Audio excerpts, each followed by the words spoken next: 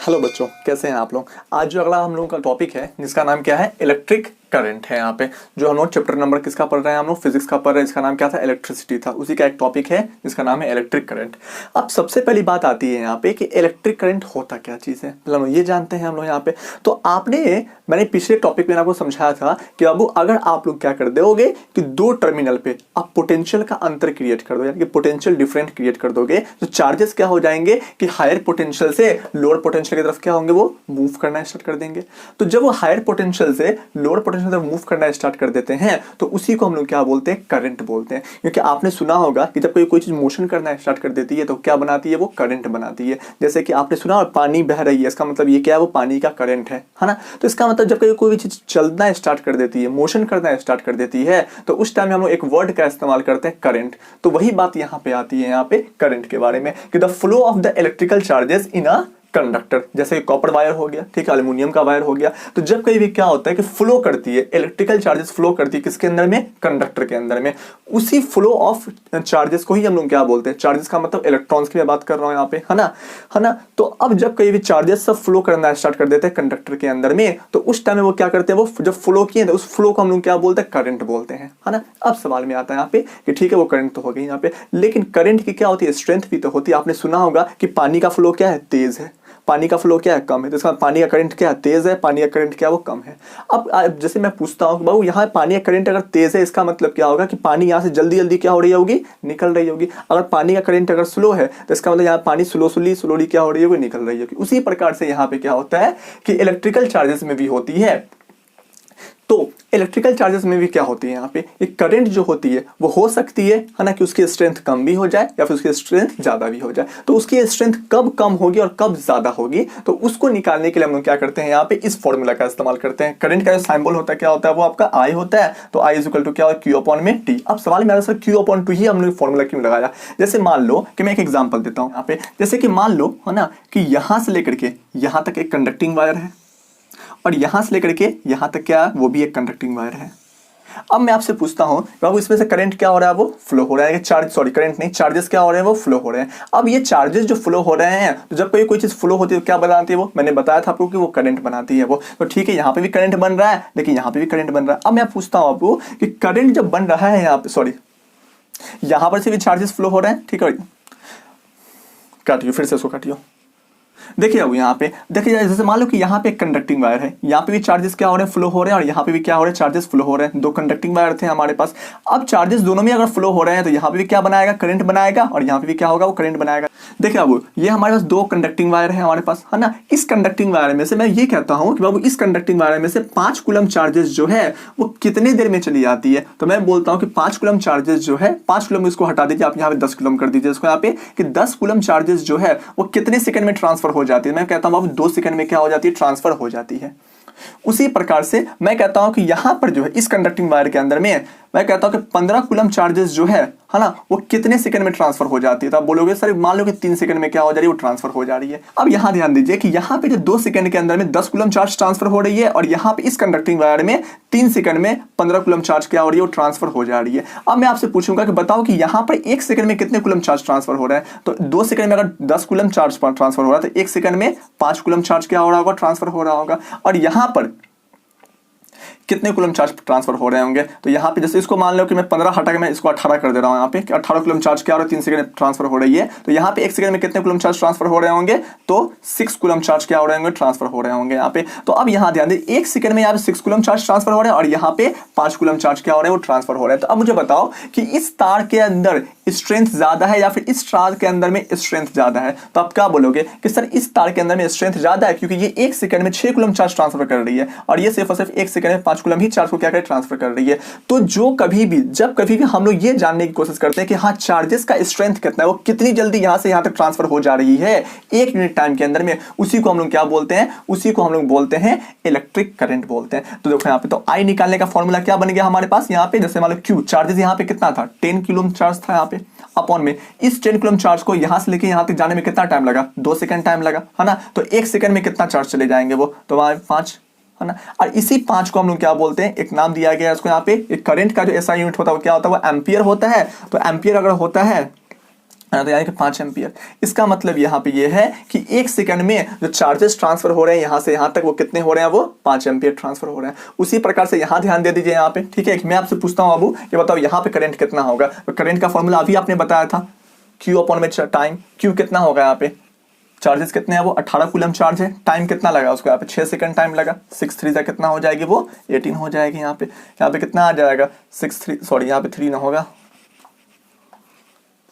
क्योंकि 3 सेकंड है ना, इसे 3 मैंने आप लगा दें, है ना। तब जब ये दोनों आपस में कटेगी तो 3 6 कितना हो जाएगा, 18, 6 एम्पियर। इसका मतलब है कि इसका करंट जो है 6, यानी कि इस तार का जो करंट है वो 6 एम्पियर है और इस तार का करंट जो है वो 5 एम्पियर है। अब 5 एम्पियर और 6 एम्पियर का मतलब क्या होता है, इसका मतलब ये होता है कि ये जो तार है वो 1 सेकंड में 5 कूलम चार्ज को ट्रांसफर कर रही है और ये जो तार है वो 1 सेकंड में 6 कूलम चार्ज को क्या करे, वो ट्रांसफर कर रही है। तो इसका मतलब इसका स्ट्रेंथ ज्यादा है और इसका स्ट्रेंथ कम है ना। इसमें करंट ज्यादा होगा, इसमें करंट जैसे सुनते भी होंगे आप, है ना, कि इसमें करंट ज्यादा है, इस तार में करंट ज्यादा है, इस तार में करंट कम। इसका मतलब क्या है कि उस तार में इलेक्ट्रॉन जो 1 सेकंड में ट्रांसफर हो रही है वो ज्यादा नंबर में ट्रांसफर हो रही है और इसके अंदर में इलेक्ट्रॉन जो ट्रांसफर हो रही है वो कम नंबर में ट्रांसफर हो रही है, जिसका करंट क्या कम है ना। तो वही बात आती है यहाँ पे स्ट्रेंथ के बारे में। तो करंट आपको समझ में आ रहा है आपको यहाँ पे। अच्छा, एम्पियर जो होता है ना वो अपने आप में बहुत बड़ी यूनिट होती है, ठीक है। इसलिए क्या होता है कि उसको छोटा करने के लिए हम लोग क्या करते हैं, इसका मिली एम्पियर का हम लोग क्या करते हैं, इस्तेमाल करते हैं यहाँ पे। अब मिली एम्पियर क्या होता है ना,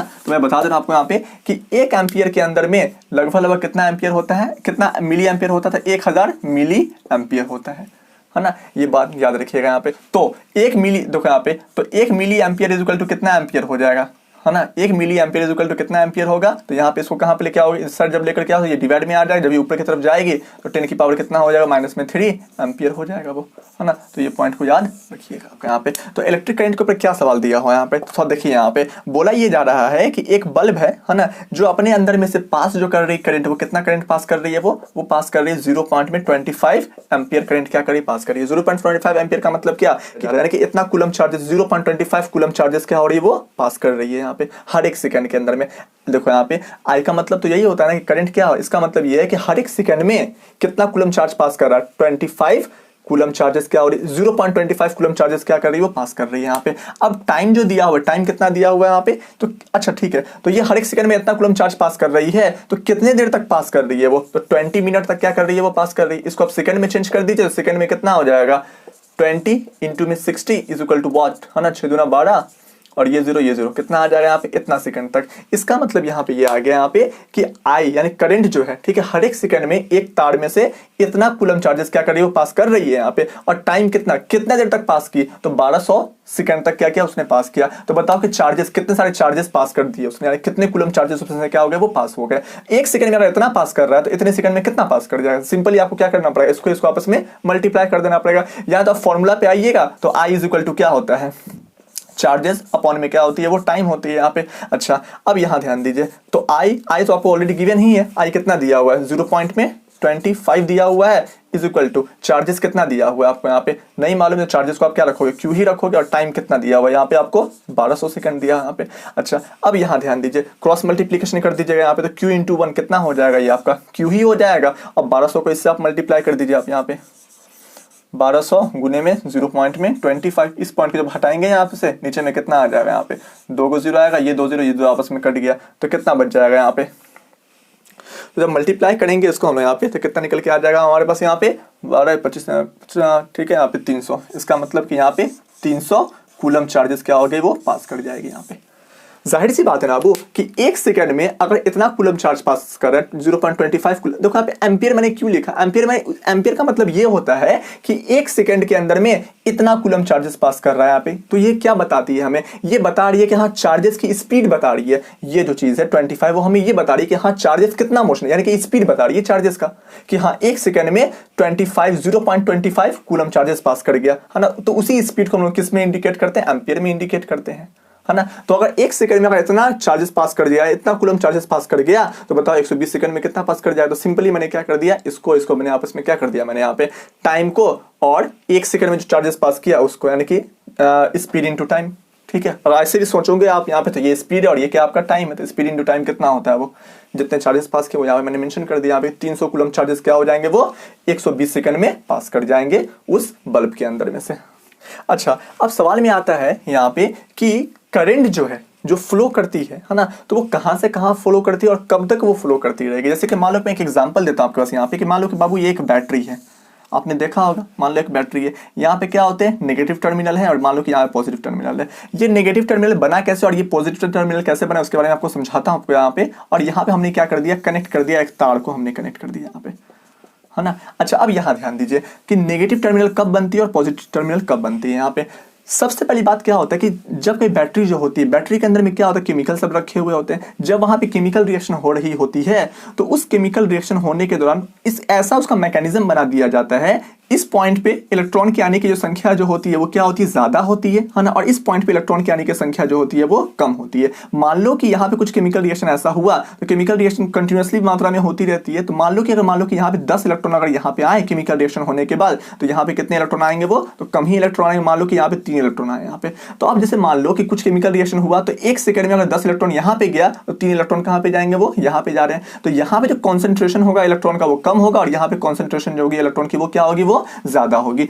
अगर इलेक्ट्रॉनिक कॉन्सेंट्रेशन ज्यादा होगी तो यहाँ पे इलेक्ट्रॉन की डेंसिटी क्या हो जाएगी, ज्यादा हो जाएगी, यानी कि इलेक्ट्रॉन आपस में बड़ी पास पास आ जाएंगे, बड़े पास पास आ जाएंगे। यहाँ पे अगर इलेक्ट्रॉन पास पास अगर आ गए, है ना, तो सारे के सारे इलेक्ट्रॉन यहाँ पे क्या करेंगे, बहुत ही तेजी से के साथ क्या करेंगे, वो रिपेल करना स्टार्ट करेंगे। क्यों रिपेल करेंगे, क्योंकि सारे इलेक्ट्रॉन के पास चार्जेस जो होता है वो क्या होता है, नेगेटिव चार्जेस होते हैं यहाँ पे। तो नेगेटिव चार्जेस अगर है ना, तो नेगेटिव चार्जेस अगर मान लो कि है तो नेगेटिव नेगेटिव को आपस में क्या करता है, रिपेल करता है। तो ये सारे इलेक्ट्रॉन क्या करेंगे, एक दूसरे को रिपेल करना स्टार्ट करेंगे, और रिपेल करेंगे तो वो कहाँ जाना चाहेगा, वो तो वो हायर कॉन्सेंट्रेशन से वो लोअर कॉन्सेंट्रेशन की तरफ जाना चाहेगा, यानी कि ज्यादा संख्या से वो कम संख्या की तरफ जाना चाहेगा यहाँ पे। तो ये यहाँ पे हायर कॉन्सेंट्रेशन है और यहाँ पे क्या है, लोअर कॉन्सेंट्रेशन है। अच्छा, इस इलेक्ट्रॉन को जाने के लिए हमने क्या बना रखा है यहाँ पे, कनेक्टिंग वायर भी तो बना रखा है यहाँ पे। इसका ये हायर पोटेंशियल है ना, और ये क्या आपका लोअर पोटेंशियल है ना। क्यों ये लोअर पोटेंशियल, क्योंकि यहाँ पे इलेक्ट्रॉन की संख्या क्या कम है, क्योंकि मैंने ऐसा मैकेनिज्म ही बनाया था यहाँ पे केमिकल रिएक्शन के अंदर में कि यहाँ पे कम इलेक्ट्रॉन हो। तो अब ये इलेक्ट्रॉन सब क्या होंगे, वो निकल के वो यहाँ की तरफ क्या होंगे, वो आना स्टार्ट कर देंगे यहाँ पे, है ना। अब जैसे कि इलेक्ट्रॉन यहाँ तक आना स्टार्ट कर देंगे यहाँ पे, ठीक है। तो मैंने अभी बताया था बाबू, है ना, कि जब कभी चार्ज पार्टिकल्स मोशन करना स्टार्ट कर देते हैं तो वहां पे क्या बनता है, वो इलेक्ट्रिक करंट बनना स्टार्ट हो जाती है वहां पे। अब यहाँ पे क्या हो गया, इलेक्ट्रिसिटी क्रिएट हो जाएगी। अगर यहाँ पे इलेक्ट्रिसिटी क्रिएट हो गई तो अगर मान लो कि मैं यहाँ पे क्या लगा दिया, बल्ब लगा दिया, है ना, या फिर फैन मैंने लगा दिया, तो वो इलेक्ट्रिक करंट क्या करेगी, वो इसको भी चलाना स्टार्ट कर देगी, ठीक है। खैर, अब यहां ध्यान दीजिए कि इलेक्ट्रिसिटी को फ्लो करने के लिए क्या एक कनेक्टिंग वायर की आवश्यकता क्यों होती है। जैसे मान लो मैंने इस तार को मैंने यहां से क्या कर दिया, मैंने काट दिया, फिर तोड़ दिया मैंने यहाँ पे। तो ये जो इलेक्ट्रॉन सब जो यहाँ पे एग्जिस्ट कर रहे हैं, तो क्या वो यहां से आगे की ओर निकल पाएंगे, नहीं निकल पाएंगे, क्योंकि इसके पास रास्ता ही आगे नहीं है। अगर रास्ता यानी कि इसके पास पाथ अगर आगे जाने का है ही नहीं है, तो क्या ये आगे बढ़ पाएगी, नहीं बढ़ेगी। अगर आगे बढ़ेगी ही नहीं तो करंट आगे बढ़ेगा ही नहीं। अगर करंट आगे नहीं बढ़ेगा तो जाहिर सी बात यहाँ पे इलेक्ट्रिसिटी होगा ही नहीं, और यहाँ पे कोई भी डिवाइस को आप लगा दोगे तो वो ग्लो नहीं है। जैसे मान लो बल्ब लगी हुई है यहाँ पे, है ना, तो ये बल्ब क्या नहीं करेगी, वो ग्लो नहीं करेगी वो, क्योंकि यहाँ पे से इलेक्ट्रॉन को। तो इसका मतलब यहाँ पे ये आता है कि चार्ज पार्टिकल्स को मोशन करने के लिए एक पाथ की आवश्यकता होती है, और उसी पाथ को हम लोग क्या बोलते हैं, कनेक्टिंग वायर बोलते हैं।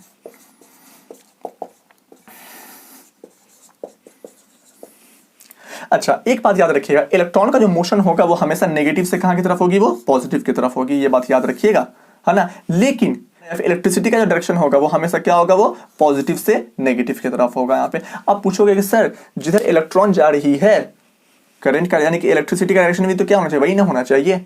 लेकिन नहीं बाबू, ऐसा नहीं होता। ये कन्वेंशनल है। कन्वेंशनल का मतलब ऐसा मान लिया गया है ना, कि बहुत समय पहले से ही ये चीज को मान लिया गया है ना। अब बहुत से पहले से ये चीज मान लिया गया था, है ना, कि वो पॉजिटिव से नेगेटिव तरफ जाती है ना। तो बाद में इलेक्ट्रॉन का आविष्कार क्या हुआ, तो बहुत बाद में ना हुई है, लगभग 100-150 साल पहले हुआ है ना। तो उसके इन्वेंशन के टाइम में, है ना, क्या हम लोग फिर से इसको दोबारा चेंज कर देंगे, नहीं। तो जो पहले मान लिया गया था कि करंट का डायरेक्शन क्या होता है, पॉजिटिव से नेगेटिव होता है, तो आज भी क्या है, वो वही माना जाता है कि हाँ करंट का डायरेक्शन क्या है, वो पॉजिटिव से नेगेटिव है। इलेक्ट्रॉन के मोशन की वजह से उसको चेंज नहीं किया गया, है ना। तो ये पॉइंट याद रखिएगा, है ना, कि इलेक्ट्रिसिटी का जो डायरेक्शन होगा, इलेक्ट्रिसिटी का जो डायरेक्शन होगा वो कहां से होगा, वो पॉजिटिव टू नेगेटिव टर्मिनल होगा। लेकिन इलेक्ट्रॉन्स या फिर चार्ज पार्टिकल्स बोल सकते हैं उसको हम लोग, है ना, इलेक्ट्रॉन्स का डायरेक्शन जो होगा वो कहां होगा, वो नेगेटिव टू पॉजिटिव की तरफ होगी। बस ये पॉइंट को आप क्या कीजिएगा, याद रखने की कोशिश कीजिएगा। अच्छा, अब जैसे मान लो कि कभी कभी क्या होता है कि ये इतनी बड़ी बैटरी तो हम लोग बार बार तो बनाएंगे नहीं यहाँ पे, तो अगर मुझे कनेक्टिंग वायर अगर मुझे बनाना होता है तो कैसे बनाते हैं हम लोग यहाँ पे, कुछ इस प्रकार से ऐसे क्रिएट करते हैं, और यहाँ पे इतना बड़ा बैटरी ना बना करके हम लोग क्या करते हैं यहाँ पे कि एक बड़ा सा लाइन खींचते हैं और एक छोटा सा लाइन, जिसको लोग क्या बोलते हैं, टर्मिनल्स बोलते हैं यहाँ पे। जैसे मान लो कि ये छोटा सा जो टर्मिनल ये क्या इंडिकेट करता है कि नेगेटिव टर्मिनल इंडिकेट करता है, और ये बड़ा सा जो लाइन दिखाई पड़ रही है ये आपको पॉजिटिव टर्मिनल्स क्या करती है, वो इंडिकेट करती है यहाँ पे। एक बात और, करंट को ट्रैवल करने के लिए एक क्लोज लूप होना बहुत जरूरी होता है यहाँ पे। जब तक एक क्लोज लूप नहीं बनेगा तब तक करंट क्या नहीं होगी, फ्लो नहीं होगी यहाँ पे। जैसे मान लो आपने यहाँ से इसको तोड़ दिया तो क्या एक लूप क्या हो गई, वो टूट गई। अगर ये एक लूप टूट गई है ना, तो यहाँ से करंट क्या नहीं करेगी, आगे की तरफ फ्लो नहीं करेगी। जैसे कि आपके घर में जो है, कभी कभी आपने ऑब्जर्व भी किया होगा कि आपके घर में जो तार जो आता है वो दो को तार आता होगा। जैसे कि आपने क्या देखा होगा कि पोल है, मान लो कि यहाँ पे ये एक पोल रखी हुई है, इस पोल पे यहाँ पे दो तार ऐसे क्या जा रहे हैं यहाँ पे, मान लो कि ये आपका ये पोल है ना, और इस पोल से क्या हुआ है कि तार सब आए हुए हैं इस तरीके से, और आपने क्या किया कि इन तार पे क्या हुआ है, होता है यहाँ पे कि यहाँ पे क्या होता है कि तीन को क्या होता है, मेन वायर होता है, और एक क्या होता है, अर्थिंग होता है। आप क्या करते हो कि एक तार निकालते हो यहाँ से, और एक तार कहाँ से निकालते हो, जैसे एक तार मेन वायर से निकालते हो और एक तार क्या करते हो आप यहां से निकालते हो।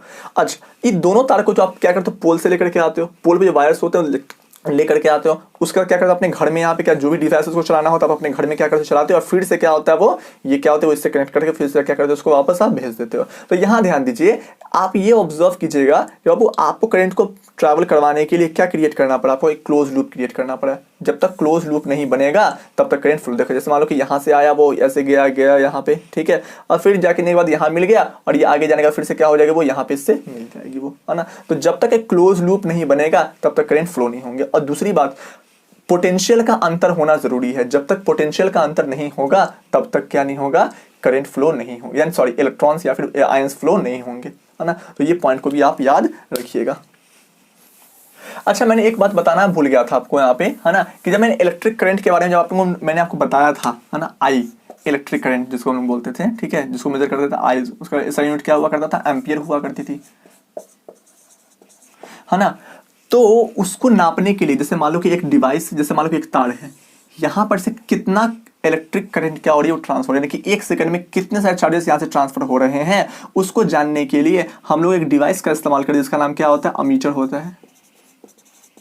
उसका इस्तेमाल हम लोग क्या करते हैं जैसे कि मान लो अमीटर क्या बता रहा है आपको, यहाँ पे 2 एम्पियर बता रहा है, तो इसका मतलब कि इसके अंदर में से, इस तार के अंदर में से एक सेकंड में से 2 कूलम चार्जेस क्या हो रही है, पास कर रही है। कुल मिला के 2 कूलम चार्ज नहीं पास कर रही है, एक सेकंड के अंदर में 2 कूलम चार्ज पास कर रही है ना। तो यानी कुल चार्ज कितना भी उससे फर्क नहीं पड़ता, लेकिन कुल मिला के यानी कि एक सेकंड में वो 2 कूलम चार्ज पास कर रही है। इसका मतलब है यहाँ पे, है ना, कि वो 2 एम्पियर का करंट क्या कर रही है, वो बना रही है। तो वो ये बात हमें बताती है, यानी कि अमीटर, है ना। ये पॉइंट को भी आप क्या कीजिए, याद रखिएगा। सेल का साइंबल क्या होता है, तो मैंने भी बताया था आपको यहाँ पे कि ये सेल का क्या होता है, ये साइंबल होती है, ये माइनस है, ये क्या आपका ये प्लस है यहाँ पे। उसी प्रकार सेल के बाद आता है यहाँ पे बैटरी। बैटरी का साइंबल क्या, जब दो या दो से अधिक सेल को हम लोग क्या कनेक्ट कर देते हैं तो क्या बन जाती है वो बैटरी, है ना। जैसे मान लो कि एक सेल का ये पॉजिटिव टर्मिनल है, ये नेगेटिव, फिर से ये पॉजिटिव, ये नेगेटिव, है ना, तो इसको हम लोग क्या बोलते हैं, वो बैटरी बोला करते हैं। ये नेगेटिव होगा, ये पॉजिटिव। लेकिन एक बात याद रखिएगा कि अगर आप लोग कभी बैटरी बनाते हैं तो एक साइड अगर पॉजिटिव है तो एक साइड को आपको नेगेटिव रखना ही पड़ेगा। ऐसा नहीं कि साइड भी आप पॉजिटिव ही रख सकते हैं यहाँ पे। इसको हम लोग क्या बोलेंगे, सेल बोलेंगे। इसको हम लोग क्या बोलते हैं, इसका साइंबल है ये बैटरी हो गया आपके पास यहाँ पे। उसका अगला साइंबल जो आता है यहाँ पे बल्ब का। बल्ब का साइंबल क्या होता है, वो कुछ इस प्रकार से क्या होता है, ये बल्ब का साइंबल हो गया। उसका जो साइंबल जो आता है वो किसका आता है यहाँ पे, अमीटर का। जैसे मान लो कि अमीटर से आपने क्या लगाया, यानी कि करंट को नापने के लिए, इलेक्ट्रिक करंट नाम को नापने के लिए क्या करते हो आप, एक डिवाइस का इस्तेमाल करते हो। अगर मान लो कि आपने कहीं पर वो डिवाइस लगा रखा है तो उसको कैसे, उसका सिंबल क्या होता है, वो ये होता है कि आपने क्या लगा रखा है कि 2 तार के बीच में आपने अमीटर लगा रखा है। ये क्या आता है, ये उस डिवाइस का नाम है, ये उसका सिंबल है यहाँ पे अमीटर का। इसमें क्या होगा, एक साइड पॉजिटिव होगा, यानी कि हम लोग क्या करते हैं, तार के एक पोर्शन को हम लोग क्या करते हैं, वो पॉजिटिव टर्मिनल से लगा देते हैं और एक टर्मिनल को नेगेटिव टर्मिनल से क्या करते हैं, वो लगा देते हैं हम लोग यहाँ पे। खैर बाकी स्विच कैसे होता है यहाँ पे, जैसे मान लो कि यहाँ पे ये क्या है, ये स्विच का ये सिंबल है आपका, ये किसका सिंबल है, ये स्विच का ये एक सिंबल है। उसके बाद आता है यहाँ पे, है ना, बल्ब का सिंबल बता दिया था आपको यहाँ पे, ठीक है। अगला यहाँ पे आता है ये, उसके बाद है रेसिस्टेंस। बिल्कुल, ये रेसिस्टेंस का क्या है, ये आपका रेसिस्टेंस का क्या है, एक सैम्बल। अब रेसिस्टेंस होती क्या चीज़ है, तो अगले टॉपिक में जब पढ़ेंगे वहाँ पे तो हम लोग जान जाएंगे कि रेसिस्टेंस क्या होती है यहाँ पे। बस ये सब कुछ साइंबल सब है जो कि आपको क्या करने हैं, वो याद करने हैं यहाँ पे। ये जो देखो यहाँ पे ये स्विच अभी क्या है, वो यानी कि ये ऑफ स्विच है, यानी कि अभी स्विच क्या है, वो अभी बंद है। लेकिन जैसे मान लो कि इसको मैंने मिला दिया तो ये स्विच अभी क्या हो चुकी है, वो आपकी ऑन हो चुकी है। ये बात को याद रखिएगा, है ना। ठीक है, चलो अगला टॉपिक आता है यहाँ पे। अच्छा, ये सिंबल किसको बोलते हैं, कनेक्टिंग वायर। ये क्या आपका ये सिंबल है, कनेक्टिंग वायर का सिंबल है।